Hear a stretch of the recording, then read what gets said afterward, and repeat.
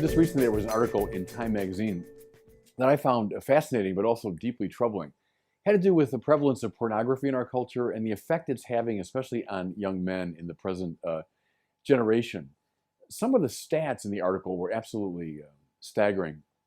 Something like 107 million adults in our country use pornography on a monthly basis. I mean, think about that in terms of the general population. You see the extent of the problem. They say in Great Britain, something like 50% of boys say they use pornography on a regular basis. I found this the most disturbing, that the average age for beginning porn use is 11 in our country. See, what's happened is the first generation that's had access to really live action pornography through the internet. Without going to any kind of dark, shadowy places, you can get pornography pretty much on demand. Well, the result of all this, the article argues, is an entire generation that's experiencing a lot of sexual dysfunction. So young men who can't perform sexually with their wives or girlfriends because they associate sexual arousal not with flesh and blood human beings, but with flickering images of perfect bodies on the screen. And so it's led to an awful lot of psychological dissatisfaction. The fact that it's not a physiological issue is proven by the fact that these young men can still be aroused by pornographic imagery, just not by real human beings.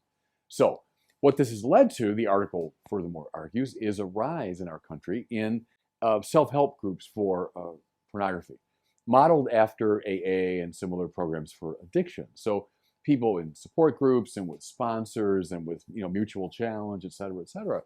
And I think that's all to the good, and I'm glad to see that.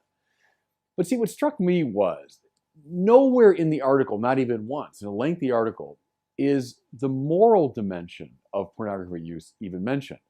It's the fact that it's produced a lot of erectile dysfunction. That's led to the problem and to all the self-help groups. But that pornography is underneath all of that, a moral issue, that's not even broached.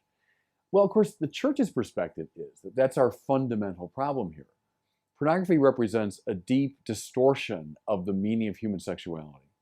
It represents a keen objectification of people who ought never to be objectified. I mean, it anticipated Kant by many centuries. Kant, who said that human beings should never be treated merely as a means, but always as an end in themselves. Quite right, says the church, it's based upon the biblical idea of the dignity of the person. We would argue that because pornography is first and foremost a moral problem, it will give rise to a lot of psychological and physiological problems. We're not surprised by that at all. But the fundamental problem is a moral and ethical one. Here we come up against, it seems to me, a real cultural block when we try to talk about the moral danger of pornography.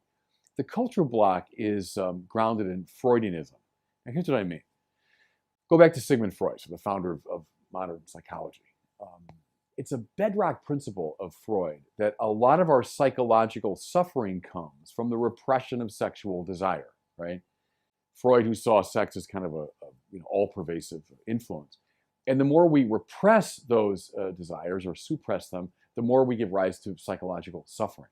And so what followed from Freud, now whether it's fair to Freud himself, but certainly in a popular Freudianism, which by the 1960s of the last century had become the dominant cultural view, sexual liberation was the key to human flourishing and psychological health.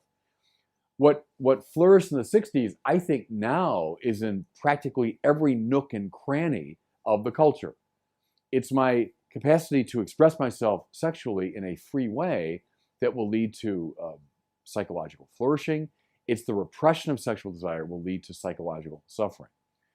My point is, I think Freud was dead wrong on that point. And I think most other aspects of Freud's psychology, to be honest about it, have been largely repudiated. I think this one, too, has been proven over and over again to be wrong. Sexual liberation on this grand scale has led, in point of fact, and here's where the article comes in, has led in point of fact to enormous suffering psychologically and even physiologically. if Freud tends to reduce everything to sex, he sees sex as the master principle, the kind of driving energy of psychological life. The church, if you want, reduces everything to love. And now what I mean by that is it tends to see everything in relation to love. Love is what God is. Love is the central command of the Christian life. What's love? It's willing the good of the other as other.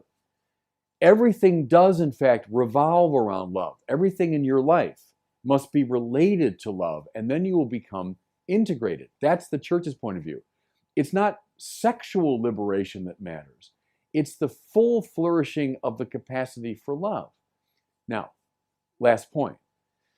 What a Freudian would tend to see simply as a suppression or repression of the sexual desire, all these prohibitions and laws and so on. The church would see, no, no, no. Those are the guarantee that sex, which is good. I want to clearly emphasize that. The church is not puritanical about sex. Everything God made, including the body and all of its desires, are good, indeed very good. We're not Puritans. We're not dualists. We're not Gnostics. The church likes sexuality, but it wants sexuality always to be in relation to love. So what a Freudian might take to be repression or simply an old taboo, the church would say, no, no. These are the means by which the connection between sexuality and love is maintained. And see, it's all on a spectrum. As long as sex is grounded in love, then it'll be something wholesome and healthy. When it's divorced from love, then we're going to see precisely the psychological and physiological problems the Time magazine article articulates. To me, that's the deepest and most important lesson around this theme.